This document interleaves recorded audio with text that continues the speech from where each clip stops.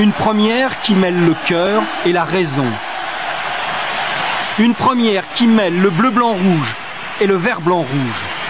Une première qui s'inscrit en deux écritures pour un ouvrage commun sur l'amitié. De la fraternité au moment d'entamer ce match, dit de la réconciliation.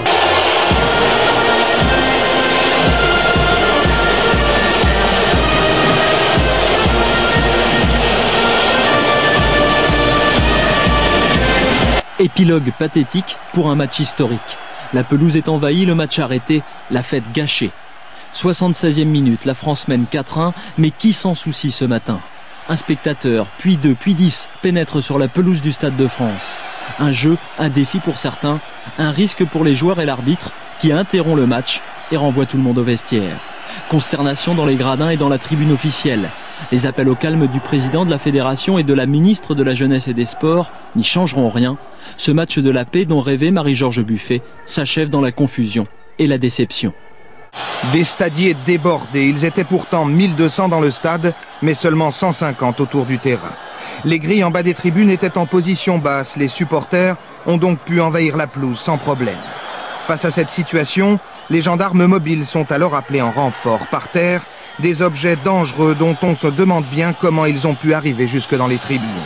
Le match était classé à haut risque. À l'intérieur, les stadiers devaient assurer la sécurité. Le gouvernement reconnaît l'erreur.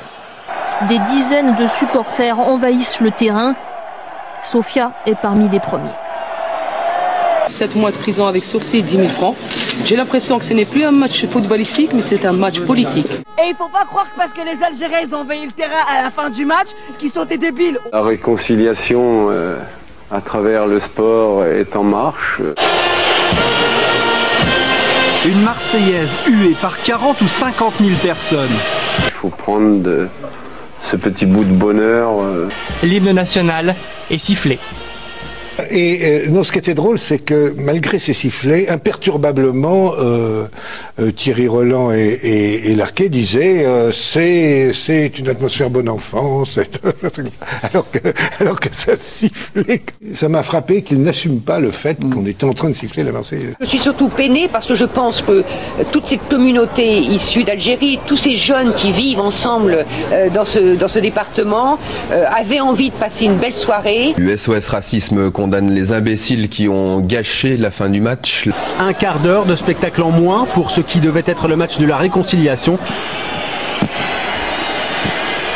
Alors, c'est une prise de conscience qu'il faut. Que les parents des jeunes qui ont fait du désordre ce soir, que les jeunes eux-mêmes demain matin, quand ils vont chercher, si on parle d'eux dans le journal, si on dit qu'ils ont détruit une espérance de leur pays, eh bien ce sera leur première leçon. Écoutez, il ne faut pas généraliser, il ne faut pas mettre tout le monde dans le même sac. Il y a eu quelques gens qui sont rentrés dans le stade. Espérons que la prochaine fois ça se passera mieux et c'est tout. Et en marge de ce France-Algérie, 4 hommes ont été interpellés hier en région parisienne et placés en garde à vue. Ils appartenaient à un réseau islamiste. La police les soupçonnait de préparer un attentat en vue du match. Une vraie fête fraternelle entre des hommes qui se respectent. Derrière les grillages, nous avons des bêtes sauvages ou nous avons des prisonniers. Alors je vous pose la question.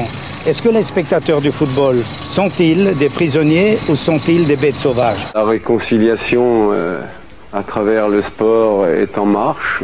Donc les Algériens envahissent le terrain et évidemment le terrain c'est la France. C'est que ce déni de réalité, parce que c'est un véritable déni de réalité, c'est-à-dire que c'est comme s'ils ne voulaient pas entendre ces sifflets, c'est à peu près le déni de réalité que tous les médias commettent à propos de ces jeunes vivant en banlieue. C'est-à-dire qu'on veut les croire intégrés, les médias veulent les croire intégrés, et il y a souvent dans les reportages ce même déni de réalité qui était celui de Roland et Larquet ce soir-là.